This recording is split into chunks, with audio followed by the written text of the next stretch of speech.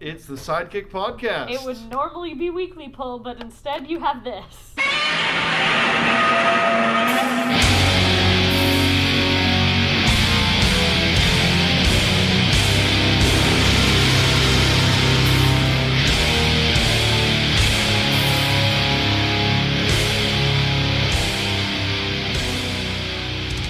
Sorry, we didn't record 2 episodes back to back. We just haven't changed for a week. But we did keep up on grooming. Got the same CGI pants going on over here. It's COVID, so, maybe we're showering and maybe we're not. And so we're coming up with comic book genres to keep throwing at you. And this time we're going to be talking about our favorite trashy comic books. Yeah. Sometimes comics come out and they aren't very good, but you love them anyway. There's a bunch of reasons. Maybe because it's entrenched in nostalgia. Maybe you read it when you were little. Yeah. Maybe you can just immerse yourself in just like the edginess of some poor world building that's just hardcore for the sake of being badass. Maybe the art's so good that it makes up for the bad storytelling. I'm none of those, but you're gonna love it. Trashy, we all have. Trashy's a weird.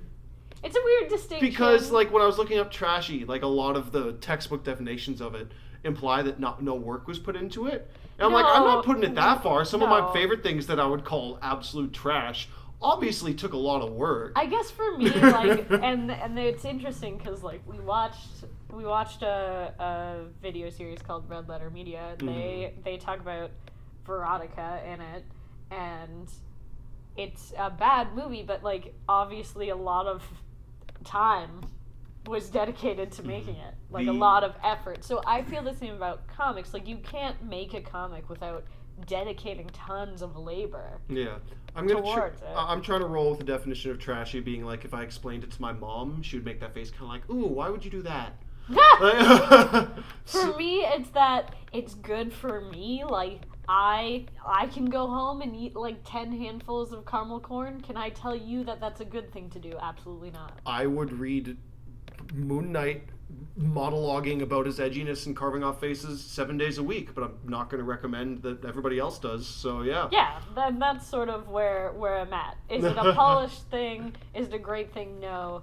Do I love to consume it? Yes. And that's where trash lives for me. Ooh, I might have to... All right, let's give it a shot. Yeah. That being said, I'm going to dive tip of my fingers first, because that's how you dive, into Millar World with Mark Millar and J.G. Jones' Wanted. Now, if you see this and you're like, oh, Wanted, I saw that movie, so I know what this is about. No. That's not the case. That was what I thought. I saw this movie when it came out when I was a ripe middle schooler. And then I saw this book a while ago. I was like, oh, I remember that. I'll give that a read and see if it's like that James McAvoy and Angelina Jolie movie, and it's not. But it's also Brian Hitch, who's an awesome artist. Yeah. This book isn't it J.G. Jones? It's someone great at art. It's J.G. Jones. He's very Brian Hitch-like, or vice versa. But anyway, Wanted. If you know nothing about Wanted, a quick elevator pitch. A really sad, pathetic guy whose girlfriend's cheating on him and stuff. He's very wallowing in self-pity, definitely fetishizing his own sadness.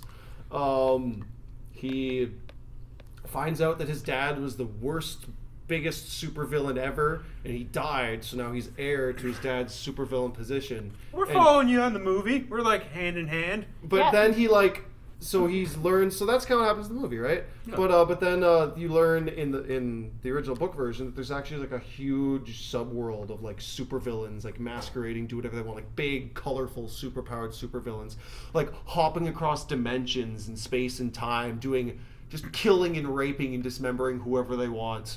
And they do this because in the 80s they murdered every single superhero and erased the collective consciousness of the world to the world of superheroes. And comic books exist basically in this world. Superhero comics exist as the fragrance of memory that people have of the way the world used to be. Huh. And it doesn't take place, it's a Top Cow book, so it doesn't take place in Marvel or DC, but the allude... Yeah, you see Superman's cape, he talks about killing a Dark Knight, it's very alluding. And it's just the edgiest, trashiest, over-the-top, badass garbage I've ever had the delight of putting in my face. Like, it's so just like I'll try to give you just little pieces out of context. Like, so his dad, like the worst supervillain ever that he's heir to, his name is the Killer. Obviously. There's a villain named Shithead who is Amazing. literally like, he's kind of looks like Clayface from the DC universe, except he's made of the shit, like the feces of the 666 most evil people who ever lived. Death by dysentery. That's a word. That's a phrase, right? Yeah, there's the opening line of the book is, "This is my best friend having sex with my girlfriend over an IKEA table I picked up for a really good price." It's just lots of like, it's just plugged full of like one-liners that just are definitely there because they sound edgy and badass out of context, and then they just like... It's like very like existential, like prose over top of like very shiny, like hyper-violent art. When I started to reread it... It feels like it's got like a Fight Club meets superheroes like vibe. Yeah, it's very like, fuck everything, and like, this is the right way to... Yeah, like, he's got a Tyler Durden thing going for him. Yeah. When I started reading it, I started like taking pictures of all the like the speech bubbles that just out of context were really hilarious, like hardcore, look how cool I am one-liners, and I stopped because there were too many. Yeah. And I'm not even like a third of the way through the book. But he designs all his characters after actors, right? Oh yeah, the main character is Eminem. Yeah. Like, he is Marshall Mathers, like a little scrawny blonde dude. That's amazing to me. The Angelina Jolie assassin character is clearly like a Catwoman era Halle Berry. Yeah. Interesting. But it's just like, it's... Oh, I can't remember the New Universe, that Warren Ellis book came out. They did that with every character, so you would just see actors running around. But anyway, if you were like me and like you have an edgelord deep in you that wanted to wear chain jeans and had like dragon necklaces and had like a spiky mohawk in grade 3, like, read this book. It'll do it for you. It's just it like, scratches that it's itch. just over the top, wanton, hardcore violence. It relishes in its violence. And I should say that I picked up this book secondhand, and it came with a sketch in it. That I haven't removed to this day. When I bought this book, it had this in it. That's worth it. Oh my alone. god! We'll show a picture of this. We'll take a picture. Take a photo of that. Yeah. Yeah, it's Repo Man from the Genetic Opera musical. Yeah, not Jude Law. When I bought this book, it was in here, and in here it remains. Yep. Immortalized forever. Anyway, Wanted. Read it if you like really edgy, violent trash, and I say that with love. Yeah. Great. Quick honorable mention. Frank Miller's All-Star Batman is just a pile of hot messes. This two things this run is infamous for that I'll quickly mention is Batman's just kind of a dick. He's Huge very dick. So basically, like, it does the whole thing of like, oh, Robin's like parents die and Batman takes them in, but like, I guess it frames it in a realistic way, where like as soon as Robin sees his parents get murdered in front of his eyes, Batman kidnaps him, throws him in the Batmobile, and then drugs him because he's obviously having a very emotional reaction. So Batman like tranquilizes him. And then he's kind of groggy, like, oh my god, where am I? What's going on? Who are you? And Batman's like, who? And I'm quoting here. This is Frank Miller's writing, so these are not my words. But he says, who am I? Are you goddamn retarded? I'm the goddamned Batman. Which is insane. He says to the drugged up orphan he just kidnapped. Yeah. Later in this, after him and Robin have made amends, this is early in Batman's career, so the rest of like, he doesn't know the Justice League yet. So like Green Lantern and Superman and Wonder Woman are kind of like, this Batman character seems a little edgy, a little violent. I don't know if we should let him do his thing. And Green Lantern's like, no, I'll go talk to him. I'll have a chat with him. And at this point, I don't know if this is still the case in DC continuity, but at least at this point, the Green Lantern's big weakness was the color yellow. Yep. Which is just like hilarious, Which dumb blows stuff. my mind because yellow is in green. Yeah. But anyway. Ridiculous Golden Age superhero weaknesses aside, Green Lantern shows up to discuss matters with Batman. And Batman him and Robin have painted this entire safe house yellow. Like every object in the room, every wall, every stool is painted yellow. Batman is in a yellow costume. He's painted his face yellow. And when the Green Lantern walks in, he offers him a glass of lemonade. Yes. Anyway, they end up like kicking the shit out of Green Lantern, and Robin accidentally throat punches him so hard he almost dies. It's edgy and it's trashy and it's bad writing, and if you're like a Batman, like, oh, Batman is true and he wouldn't kill and he's a good guy, you don't like this interpretation of Batman. But and also, if you like storytelling, you don't really love this book. But if you want to see Batman call a kid retarded and like paint a room yellow just to get at the Green Lantern, and it's like a weird timepiece of comics. Like, I feel like everyone should take a look. At one point, he meets Catwoman in this. Like, he meets her for the first time. And he's like, we'll go to the Batmobile. And she's like, you named your car the Batmobile? And he's like mumbling. He's like, I'm goddamn Batman. I'll call my goddamn car whatever I goddamn want. Doesn't Jim Lee do the art? I think he does. I right? think so. Jim Lee Probably. Yeah, like the heavy hitter of Image does. Yeah, it's one of those like Jim Lee like superstars of like superhero anatomy. It's a timepiece for sure. Yeah. Like, I feel like everyone should just put their eyes on it for like a second. And another comic came out shortly afterwards, also called All-Star Batman. I figured they just did that so that when you tried to Google the first one, you wouldn't be able to find it anymore. I mean, that makes sense. Like, yeah, we don't need to talk about that. That's my trashy stuff. Apart from like the Offspring's Americana album, like that's my favorite piece of trash in the world. But oh well, that's just a good album. good stuff. Sorry, I rambled. No, that's what this is for. I have a hot piece of garbage that I liked in the last few years. Woo! So part of the joy of owning a comic book store is that you can order things for yourself. Woo! About 3 or 4 years ago now, before the Spawn 300 run, where Al Simmons was fully integrated back into Spawn continuity, they brought Al Simmons back for the first time in a long time with a little arc called Satan's Saga Wars, which is separate from the main title. Just for context for us non-Spawn readers, how long had Al Simmons been gone for? Al Simmons had been dead for, I want to say, between 5 and 10 years. Okay, so that's some solid time in serialized it's pretty comics. significant. Yeah, like he defeated Malboja. He tried to. He occupied a seat in hell. He didn't like that, and then he tried to sort of get out of this like warring factions of heaven and earth by killing himself. So he suspended himself in purgatory as a way of escaping the hell that was existing, with the responsibility of sort of like helming Satan's army. Sounds edgy as hell. I love it. Yes, and I've been a Spawn fan all my life, and I still read the main continuity, but they had introduced a new wearer of the costume who was in the film industry. He was like more modern. The art got more modern. I know. That's kind of how I felt about it, but I was still reading it because it still had a lot of the lore that I liked from original Spawn comics, and I understand that things can't remain the same. So then they were like, hey, listen, do you miss Al Simmons? And I'm like, do I? Would you like to see Wanda again? Would I? Would you like Al Simmons to punch the devil real hard? And I'm like, sign me up for the whole 4-issue arc. So I was buying it. No one else cared. And I love it to death. It's God appears to Al Simmons in purgatory as a border collie. That was something like Todd McFarlane apparently originally had. Yes. Like from day one of Spawn. Because God would be a very good boy, I guess. Yeah. And says, well, you know, Al, you really got to come back. And Al Simmons is like, no, I'm over it. Like, I'm happy in this gray space doing nothing. Like, I'm not part of it.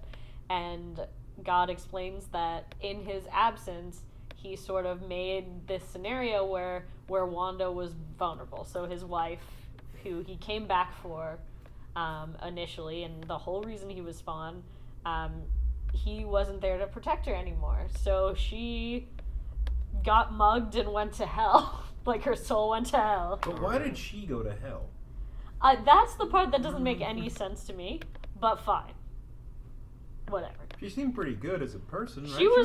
She was like a social worker, and she had like a daughter, and like whatever. Anyway, she goes to hell for reasons that I don't know. Possibly, you'd think God would be a little bit more apologetic. Like, I'm sorry I didn't save your wife's soul. Like, or at least he rendered her like modestly, right, Chris? No. So Wanda is a flailing around damsel wearing like a bag that just like exposes everything. So obviously Al Simmons goes to save her. He somehow gets the costume back. He's the full like Spawn with the regalia and all that stuff. But he can also be Al Simmons because it's in hell, so it doesn't have to adhere to the like sort of earth-walking rules that it did before. Because before he couldn't turn into Al Simmons, like that was part of the deal. But now he can become himself. He goes down there. Him and Wanda have sex, and then he kills the devil. Great. It's 4 issues. It's really, really fast. Obviously, at the end, he kills the devil, and then her soul can ascend to heaven.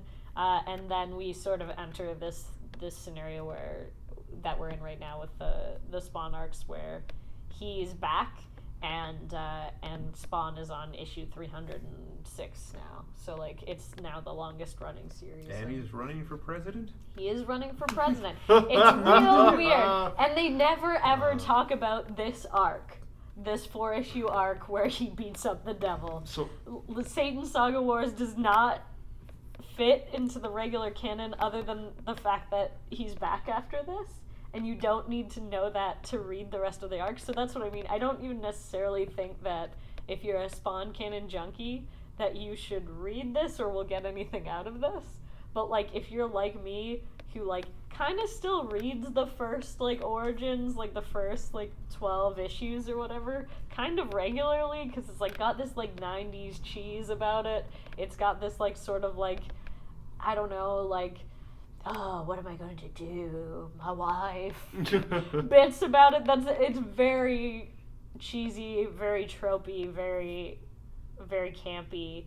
Not a lot of like good dialogue, like not a lot of... The paneling's all crazy too. Yeah, there's like a lot of unrefined stuff you wouldn't see anywhere else. I think that was some of the appeal to it too. Yeah, so like if you love stuff like that, I guess you could read it, but honestly it's for people like me who are nostalgic for the first couple issues of Spawn, which is like a really thing to miss in your life. Yeah. And I think I'm a very niche audience in that way. I often in comic circles get a little bit of flack for this because it's not regarded in high esteem at all. But I love it to death. So I love low art. I just, High art is for prissies. No. I love a little bit of everything, and Spawn's definitely the one where I'm like, I recognize that this is not only problematic, but like it is clunky and it is cheesy, and it has like a bunch of like weird hell logic that I can't explain. And like really sentient chains, which is like edgy to the max. Yeah, so is it like the longest running American comic book now? Like is that It's the type the of longest running creator owned American comic book, yes. Cool. Yeah. Trashiness. Trashy. There's a lot of chains. Yeah, he spends a lot of time next to a dumpster, okay? Yeah, it's yeah. trashy. Like literally trashy. And they're a metaphor. They're symbolic for being restrained in hell and how it's like a damnation forever and all that jazz, right? Sure, whatever. He's got a big M too from Mount Belvedere on his chest. Yeah. Yeah. That's what the He all makes it. Yeah. Yeah. That whole gambit. I was just thinking of the gag in the movie where the little clown dude, I don't know any of the characters. Oh, he, like, Clown. His name's just Clown, Yeah. great. Yeah. That's Violator. easy. Violators is that's Violator. But he like picks up a piece of pizza from a garbage can that's covered in maggots. He's like, oh, gross.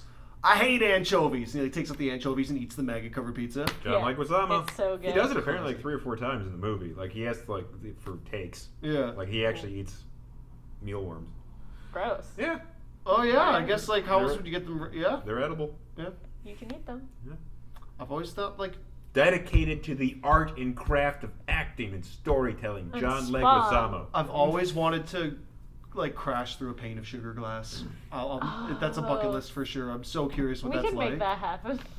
I guess so. I don't know how safe it would be. Jay, have you ever worked the sugar glass? I had sugar glass bottle once, and we were doing a short. And the short for the joke was it was 2 guys playing rock paper scissors, and every time they would lose, they would maim themselves in some way. And we had a piece of sugar glass left from the briefcase, and I didn't take it, but Neil Bellinger did. This is his side. Sorry, Neil. And he took a sugar glass and just smashed it over his head. And the whole time I'm like, don't worry, it's just a sugar glass. It's supposed to break when you do that. And he's like, oh yeah, that makes sense. And he did it, and then he started to bleed down. Like, yeah, that does not shatter like. That is not like hitting yourself with a pillow. It's still glass. Aww, poor guy. I mean, it wasn't like getting a bottle over your head, but it was Yeah. still like, ow, that still hurts. Yeah. Oh, man. But yeah, going through a pain of it just seems like it would be so. So fun. Yeah, get someone like a slow-mo video of it. Yeah. Have that play at my funeral. Like, Yeah. There he goes. He wanted to show you how he died. doing what he loves, Yeah. going Yep. through sugar glass. Okay, trashiness. All right. I don't know why.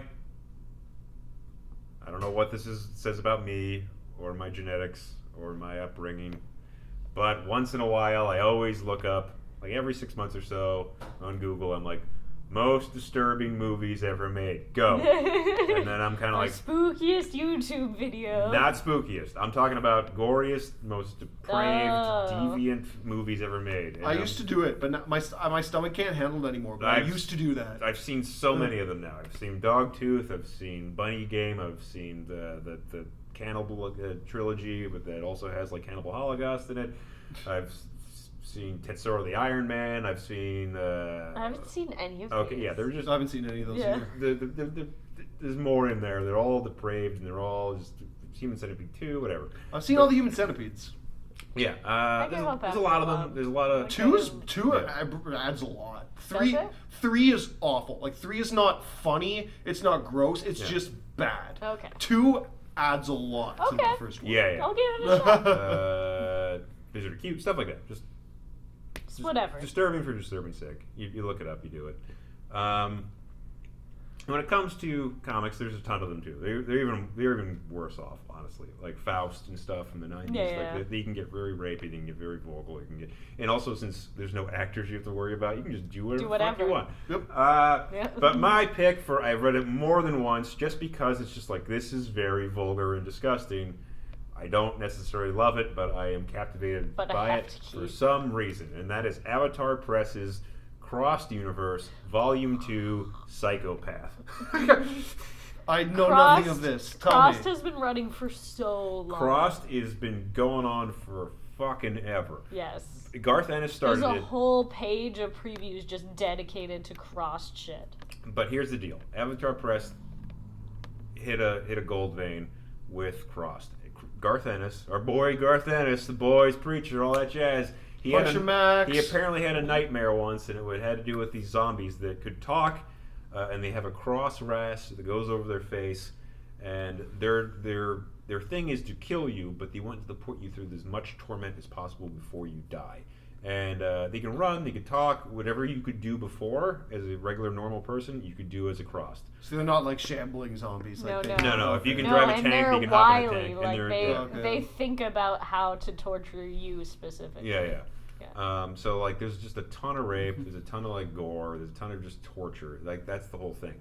Problem is, Volume 1 by Garth Ennis is symbolic for disassociation because of media. Mm-hmm. It is an allegory for that. It's really well written. Can't do it. Volume 2 by chance is no. This is Volume 3. Sorry, Volume 2 is something else. Volume 3 is Psychopath. Volume 3 is not written by Garth Ennis. I forgot who wrote it. I will tag you if you want me to be a part of this. Because it just kept going, and different writers kept taking it. And Avatar was like, we're selling it, so just keep going. And there's like webcomics and all this stuff across, and it's just a lot of it is just placating the gorehounds. Yeah. And I haven't read all of them, but probably the worst thing I've read is Cross Psychopath. So in this weird dystopian world where Cross is running around and murdering people, like there are still like traveling caravans of humans trying to stay alive. And there's this group of 3, and they pick up a guy, and the guy's like, hey, I'm a normal person. I'm sorry, I'm really fucked up because the world's all weird and stuff. Let's grab me. And they're like, okie dokie. And it turns out that straggler they picked up is human, but insane beyond belief. Like, he's worse than the Crossed.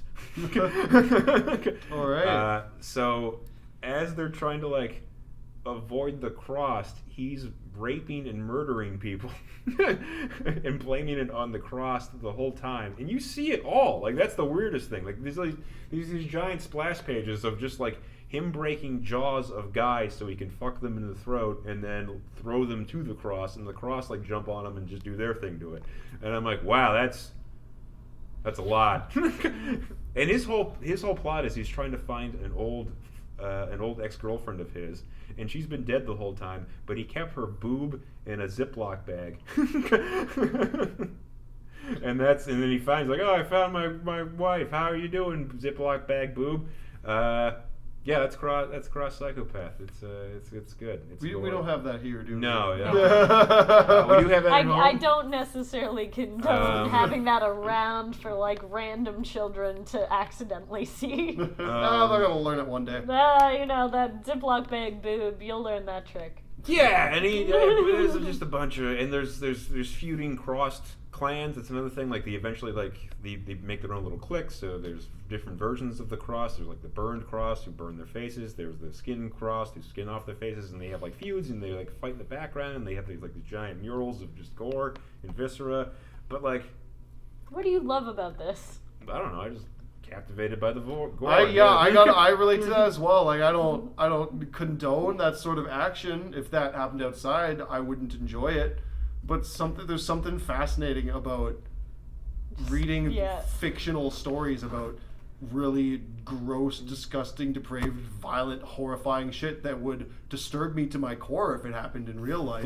Thinly veiled with thinly tethered together for a story. Yeah. Yeah, like there's something. It's even better when it's also a good story. Yeah. And also has like horrible rape and monsters and viscera and like terrible human morals in it. But like, there's something enjoyable about seeing it done with a bad story as well. Yeah, no, that's the thing. Like, I was gonna originally do Brother Lano for this, but I consider that actually generally well written. Is trashy and like violent. That's got a great storyline. Yeah, and like I was thinking about like maybe something in the Berserk world, but like I think that's genuinely like really good. Really like, well. Definitely enough like disturbing things in it to make it qualify, but it's too good. Yeah, we're looking for well clunky. The crossed universe is not like the world building only extends as far as you've taken it. It is. There's crazy zombies. They want to hurt you. Let's go. Like, there's no merit outside of the violence. Yes. And that's why like it's a weird thing to sort of have run for this long. Unless that's all you want. Which, if it is, then it doesn't suffer from the problems of some other long-running series that kind of rely on that audience. Like, things like Walking Dead or whatever have, like, murders and rapes and all this stuff. But, like, they're trying to, like, create a storyline and world building and arcs for people, and that's where it sometimes fails, because people who are looking for that might find it boring over time. This is like, no... If you just want to watch rapes and murders and stuff.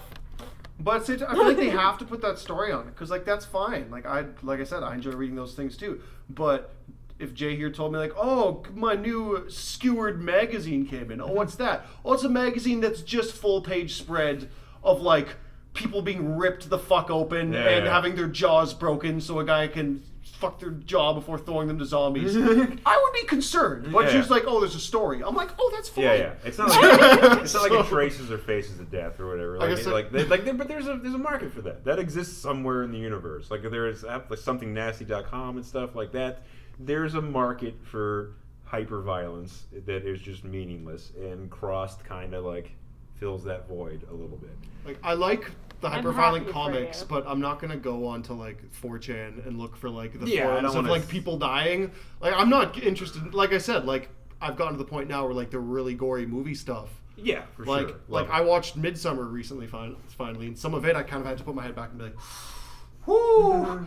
But yeah, if it's beautifully drawn by a great independent artist, take my money. I can recommend 2 people. Crossed Volume 1 by Garth Ennis. I think that's a really well spun story. But after that, I don't know. I can't. I know Alan Moore took over for Crossed 100. Yeah. Okay. And I think he added the fact that like the Crossed is like a natural innate mechanism that happens when overpopulation's a problem. Sounds like him. Yeah, something. And then like he'd be asked about an interview. He's like, "Oh, what? You like that book? You're fucking stupid." Yeah. I think Alan Moore designed to like the Earth started to like reacclimate, and nature started to like grow, and there were more plants and animals and stuff because so the cross existed. people are fucking throats in a field of deer. Yeah. Like the cross balanced nature again somehow. The cross 100, I think that was the whole point. Yeah, he's gonna put a weird twist on it if you don't hire him to be like just do another super violent 6-issue thing. Because you can't, because cross psychopath exists. Yeah. I think we did it. Did it? I think we did it. Sometimes we like silly stuff.